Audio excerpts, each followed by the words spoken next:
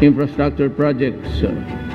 A few years the golden age of infrastructure in the Philippines to enhance our mobility and connectivity and thereby spur development growth on equitable in the country.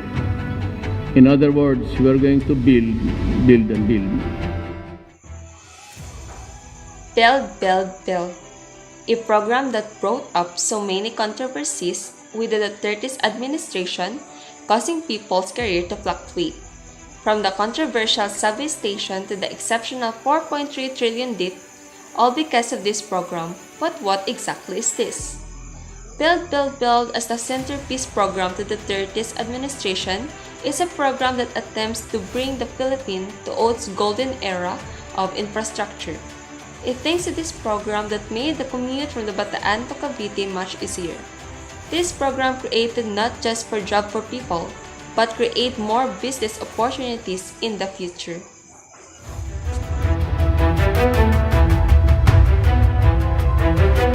President Rodrigo Duterte initiated the Build Build Build program that is composed of more than 2,000 infrastructure projects nationwide, involving roads, highways, farm-to-market roads, airports, seaports, terminals, evacuation centers, lighthouses, hospitals, schools, government centers, and etc. This program contributed to our economy. Because of Build, Build, Build, the construction sector experienced a 12.7% growth since 2016, while its number of workers has ballooned to 4.2 million this year from 3.5 million in April 2017, accounting for 51.9% of the industry segment's total employment. To date, 9,845 kilometers of various roads have already been completed in Metro Manila, Cavite, Laguna, Tarlac, Pangasinan, La Union, Ilocos Sur, Davao City, Bulacan, Oriental Mindoro, Cebu, Misamis Occidental, Negros Oriental, and Palawan.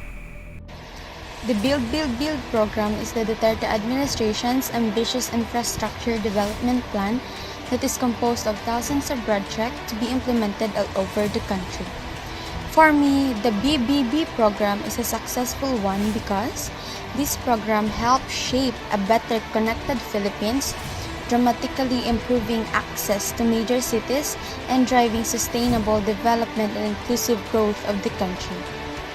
The Build Build Build program will be the big start on rising Philippine economy, giving the Filipinos more opportunities to have jobs to support their needs.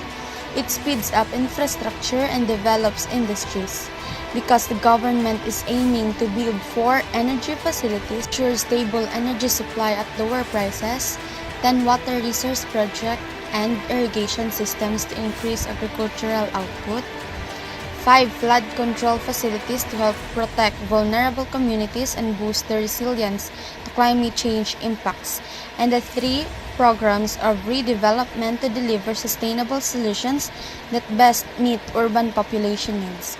With all the results the people will have, it will surely satisfy how the program really would help the economy.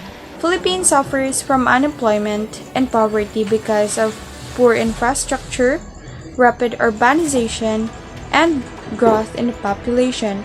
But some politicians like Lagsub criticize the fact that out of 118 projects, only 12 will finish.